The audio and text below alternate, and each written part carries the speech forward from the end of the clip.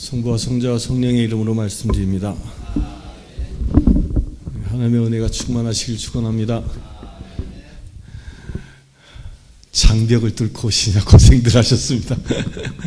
1년에 한 번씩 겪어야 할 순환이 바로 이 시간인 것 같습니다. 내년부터는 이 국제 마라톤 대회 하는 날은 야외 미사를 해야 하지 않을까 이런 생각도 얼핏 들었어요. 아예 그냥 시내를 피해서 한적한 곳에 가서 예배드리는 것도 좋겠다는 생각을 해봤습니다. 우리 옆 사람들에게 인사합시다. 예수 믿읍시다. 시작. 네. 진정한 예수 믿는 삶을 사시길 축원합니다.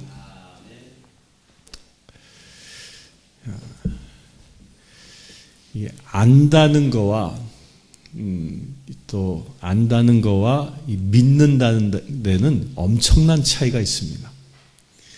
어떤 차이가 있을까요? 아는 것은 지식에 불과합니다.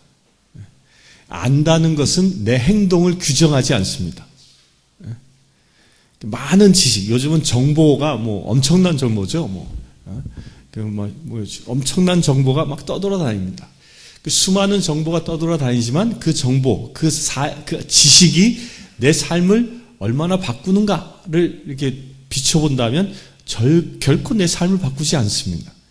지식은 나를 바꾸지 않습니다. 한 예로 담배 피시는 분들, 담배 피면 폐암 걸려 죽는다는 거 다 알아요. 그거 다 압니다. 요즘은 담배 보면 막 흉측한 사진까지 이렇게 다 해놨어요. 다 알아요. 이거 몸에 해롭다는 거 다 알아요. 그런데 못 끊는 게 사실. 아는 게 삶을 결단케 하지 않는다는 거예요. 우리가 세상을 살아가면서 불의하다라는 거 다 압니다. 잘못됐다라는 거 다 알아요. 또 우리가 가지고 있는 사소한 습관들 이런 것도 보면 이건 고쳐야지라고 생각하는 것들이 얼마나 많은지 몰라요. 다 알아요. 그런데 내 삶이 안 바뀌는데 문제가 있는 거예요. 곧 지식은 우리의 삶을 바꾸지 못합니다. 안다는 것에 만족해서는 안 된다는 거예요. 그럼 우리의 삶을 바꾸는 건 뭐냐? 어떻게 하면 내 행동이 바뀌고 내 삶이 바뀔 수 있느냐? 그 비밀은 내가 믿음으로 선포할 때 가능한 겁니다.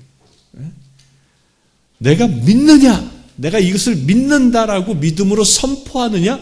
그렇지 않느냐가 내 삶을 바꾼다는 거예요. 이것은 무엇을 의미하냐면 믿음은 삶이기 때문에 그래요. 삶. 믿음은 행동이기 때문에 그렇습니다. 나의 결단을 통해 내가 행동하기로 결정한 것이 믿음이기 때문에 그래요. 이 믿음은요, 결코 형이상학적인 개념이 아니에요. 믿음은 아주 현실적인 개념입니다. 내가 움직이게 하는 나의 삶의 동력이 뭐라고요? 믿음이에요, 믿음. 여러분들이 믿기 때문에 오는 겁니다. 자동차도 날 잘 태워다 주리라는 믿음이 있으니까 타는 거예요. 이따 여러분들이 이제 국수 애찬을 하실 텐데 거기 우리 서글로리아 님이 맛있게 만들어서 우리로 하여금 먹게끔 만들었다는 믿음이 있으면 먹는 겁니다. 근데 거기다 독극물을 탔을 것이라는 조그마한 의심이 들면 절대 먹을 수 없는 거예요. 믿음이 우리로 하여금 먹게 하는 행동을 하게 한다는 거예요. 믿음은. 곧 믿는 자는 행동으로 옮겨진다는 거예요. 예수님께서 계속적으로 우리에게 요구하고 있는 바가 여기에 있는 겁니다. 여기에. 구약에 수많은 율법들이 있는데 그 율법들을 지식으로만 갖고 있어서는 안 된다라고 주께서 말씀하시는 거예요. 당대의 율법학자와 바리사이 이파 사람들을 주께서 계속적으로 책망하셨던 게 무엇이었냐면 그들이 하나님의 말씀을 지식으로 알았지 삶으로 온전히 믿음의 생활로 옮기지 못한 것을 주님이 지적하고 있는 것입니다. 우리 사랑하는 성도님들, 마라톤의 장벽을 뚫고 여기까지 오신 분들은 여러분들의 삶이 믿음의 삶이 되시길 축원합니다. 오늘 복음에 보면 나자로 이야기가 나오죠. 예수님께서 수많은 기적들을 여러 번 반복해서 하셨는데 요 죽은 자를 살린 건 딱 한 번 하셨어요. 딱 한 번. 당신이 이 나자로를 살리신 이 죽음의 사건이, 다시 살린 사건이 당신의 부활을 예고한 표징이기도 하지만 딱 한 번 하십니다. 그런데 이 딱 한 번 하신 이 나자로를 살린 사건의 이야기가 무려 1절부터 45절까지 장구하게 기록하고 있습니다. 여기에서 제일 중요한 게 뭘까요? 나자로의 이야기를 잘 보면 나자로가 병이 걸려 죽게 되어졌죠. 근데 병이 걸렸을 때 예수님께 그의 여동생인 마르타와 마리아가 소식을 전하죠. 주님 좀 와서 기도해 주세요. 우리 오빠가 죽을 지경이에요. 근데 예수님이 어떻게 반응하셨어요? 안 가시는 거예요. 이틀이나 거기에 머물면서 가지 않는 거예요. 그리고 거기에 머물러 계시다가 예수님께서 어느 순간 직감적으로 아시게 됩니다. 아, 나자로가 숨을 거두었구나. 그걸 예수님께서 신적인 능력으로 아시고 이제 가십니다. 그런데 여기서 예수님께서 나자로가 죽었다는 걸 아시면서 그 표현을 어떻게 했어요? 나자로가 잠자고 있다. 여기서 우리가 중요한 관점을 발견할 수 있습니다. 사람은 누구나 다 죽음에 대한 공포가 있습니다. 그렇지 않습니까? 죽음에 대한 공포가 있으니까 생명보험도 들어놓고 다 그래요. 생명보험 들어놓는 게 결코 자기를 위해서 들어놓는 게 아닌데 사랑하는 가족들에게 내가 죽으면 어떻게 될까? 그래도 살아가야 되지 않을까? 이런 공포 때문에 다 들어놓는 거예요. 죽음에 대한 공포가 있잖아요. 그러니까 욕도 상스러운 욕이 뭐예요? 너 죽을래? 그러잖아요. 협박하잖아요. 그 죽음에 대한 공포가 우리로 하여금 나로 하여금 힘들게 만듭니다. 그런데 예수님께서는 그 죽음을, 그 절망을 어떻게 보냐는 거예요.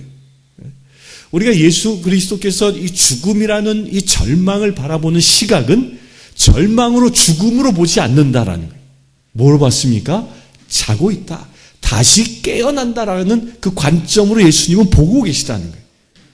이것은 우리에게도 시사하는 바가 있습니다. 우리가 세상을 살아가다 보면 죽을 것만 같은 절망 속에 빠져드는 경우가 있습니다. 실패하고 좌절하고 낙담하고 상처받고 그 죽음의 공포가 나를 엄습하는 그 절망의 순간이 있을 수 있다는 거예요. 그래서 많은 사람들이 그 절망의 순간에 다다르면 어떻게 합니까? 신앙이 없는 사람들은 최악의 수단을 선택합니다. 자살해버리지 않습니까? 자살해버리는 거예요. 최악의 순간. 예전에 노무현 대통령이 최악의 순간에 절망 속에서 어떻게 자살해버렸잖아요. 이 박근혜 대통령이 자살하지 않을까 모르겠어요. 다행히 구속돼서 자살할 기회가 없어진 것 같아요. 세상 사람들은 이렇게 절망 가운데에서 생각하는 게 뭐예요? 죽음의 공포, 죽어버린다는 거예요. 그 죽을 것 같은 그 절망 속에서 모든 걸 포기해버리는 것이 세상 사람들의 그 논리인 거예요. 논리인 거예요. 그러나 예수 그리스도는 그 죽음의 그 절망 가운데에서 절망하지 아니하고 그것을 끝으로 보지 아니하시고 다시 깨어나리라는 잠자는 것으로 보고 계시다는 겁니다. 우리에게 주는 시사가 있지 않습니까? 여러분들이 나자로처럼 죽음의 절망 가운데 빠져든 그 어떤 사건이나 어떤 처지들이 있습니까? 그것이 내 눈으로는 나자로가 의학적으로 죽어 있는 것, 그 절망스러운 것처럼 보일지라도 예수님은 그것을 절망으로 보지 않은 것이죠. 여러분들이 처한 상황들이 아무리 힘들고 어려운 일들이 절망 가운데 처해 있는 상황에 내가 빠져 있다 선치더라도 예수님은 그 절망 속에서 신음하고 있는 나를 보고 함께 절망해 하지 않는다는 것이죠. 무엇으로 보십니까? 다시 깨어 일어날 존재로 보신다는 겁니다. 이런 희망을 가지시길 축원합니다. 내 눈으로 세상을 판단하지 말라는 거예요. 지금 내가 처한 상황과 처지를 내 눈으로 세상의 상식과 지식으로 판단하지 말라는 것입니다. 우리가 신앙인이라면 진정 예수님은 지금 이 순간 나의 상황과 처지를 어떻게 보시는가 그 주님의 눈으로 나를 볼 수 있어야 하는 것입니다. 이게 신앙인입니다. 참으로도 하나님의 은혜가 큰 것이 주님은 어떤 순간에서도 우리를 절망 가운데 몰아넣지 않는 데 있습니다. 내가 힘들고 어렵다 할지라도 주님은 늘 우리를 구원하실 계획을 세우고 계시다는 겁니다. 그래서 예수 그리스도의 별칭이 뭐예요? 구원자예요. 구원자. 그리스도, 예수 이름 그 다음에 붙이는 그리스도, 이 말이 뭐예요? 구원자예요. 구원자. 나를 구원하시는 그분이 바로 예수입니다 라고 이것을 믿음으로 고백할 때 주님은 진정 우리를 구원하는 역사가 일어날 줄 믿습니다. 그래서 우리는 절망하지 않는 거예요. 어떤 상황과 처지에도 주님을 바라보고 기뻐하며 살아갈 수 있는 은혜가 여기에 있습니다. 우리 사랑하는 성도님들, 우리가 문제를 보면 절망합니다. 그러나 그 문제를 해결하고자 하는 주님을 바라보면 희망이 생기는 것입니다. 그런 희망과 그런 기쁨으로 무장하시길 축원합니다. 이런 절망적인 나자로의 죽음을 대하는 그의 이 가족들의 태도를 예수님은 어떻게 대하시는가 잘 한번 살펴봅시다. 예수님께서 이제 베다니아로 가시죠. 베다니아로 가시니까 예수님께서 오신다는 이야기를 듣고 누가 제일 먼저 뛰어나왔어요? 마르타가 튀어나오잖아요. 마르타가 딱 뛰어나옵니다. 마르타가 뛰어나와가지고 이렇게 얘기합니다. 주님께서 여기에 계셨더라면 제 오빠는 죽지 않았을 것입니다. 그러나 지금이라도 주님께서 구하시기만 하면 무엇이든지 하나님께서 다 이루어 주실 줄 압니다. 여러분들 이 고백을 잘 생각해 보십시오. 나자로가 자기 오빠가 죽었어요. 근데 죽은 후에 예수께서 오셨어요. 그런데 지금이라도 주께서 구하시기만 하면 무엇이든지 하나님께서 다 이루어 주실 줄 압니다 라고 마르타가 고백을 합니다. 그때 예수님이 뭐라고 얘기해요? 내 오빠는 다시 살아날 것이다 이렇게 얘기합니다. 그러면 마르타의 대답은 어떠해야 할까요? 어떻게 대답해야 될까요? 아멘 그래야 될 거 아니에요. 아멘 그래야 되는데 이어서 이 얘기를 이렇게 합니다. 마르타는 마지막 날 부활 때에 다시 살아나리라는 것은 저도 알고 있습니다. 여기서 동사에 주목해 봐야 됩니다. 예수님을 만나자마자 마르타가 말한 동사가 뭐예요? 다 이루어 주실 줄 압니다 그랬어요. 안다고 얘기한 거예요. 그래 살아날 거야 라고 주님께서 확인까지 시켜줬는데 그때 또 뭐라고 얘기해요?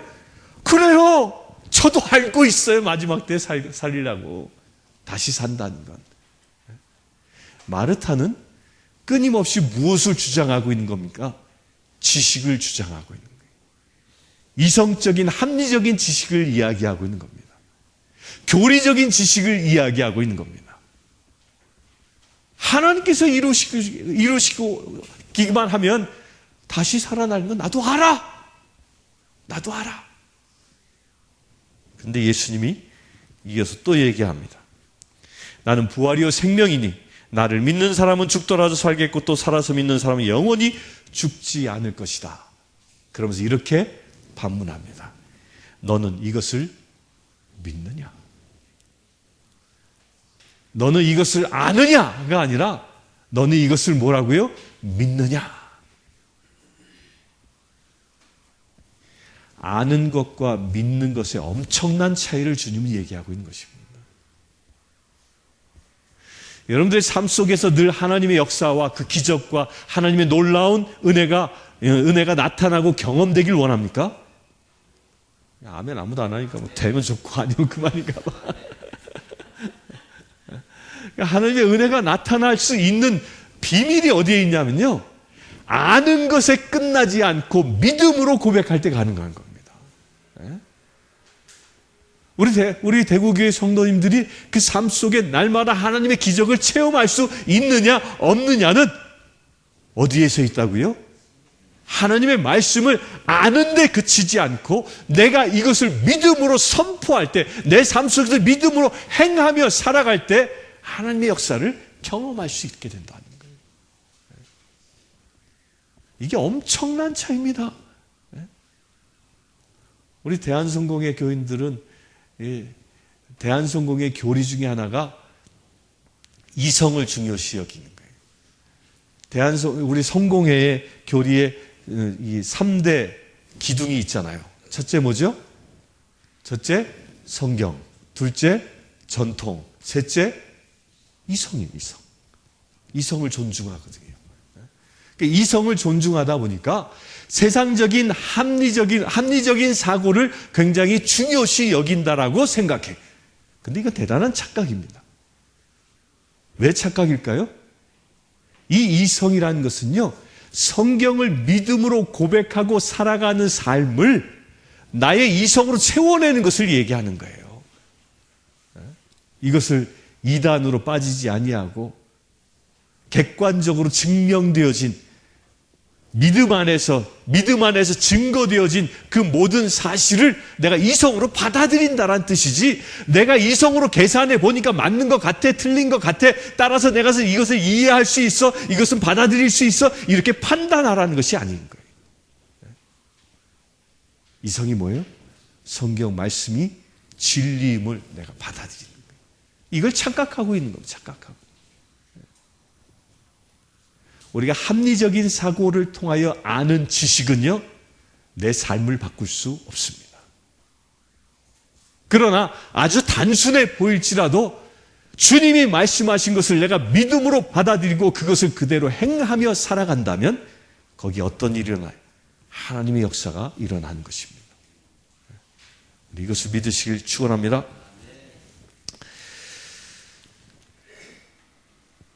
예수님께서 너는 이것을 믿느냐? 라고 마르타에게 묻습니다. 그 마르타에게 물으니까 이때서 마르타가 눈치를 채는 거예요. 아, 내가 그냥 안다고만 얘기했네? 나의 믿음의 고백을 하지 않았네? 지금 나의 주님께서는 그 믿음의 고백을 원하고 계신 것이네? 이것을 믿음의 고백으로 주께서 원하시니까 마르타가 그때서 뭐라고 얘기해요? 그때서 예 주님, 예 주님.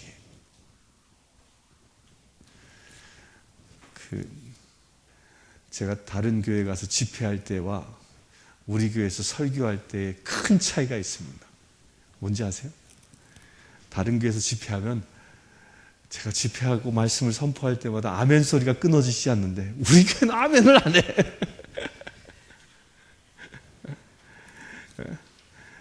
이게 마르타가요, 예 주님 이 말을 그대로 번역하면 뭐예요? 이게 아멘이에요. 아멘. 예, 내가 믿습니다. 아멘. 이제 조금 아멘 하시네.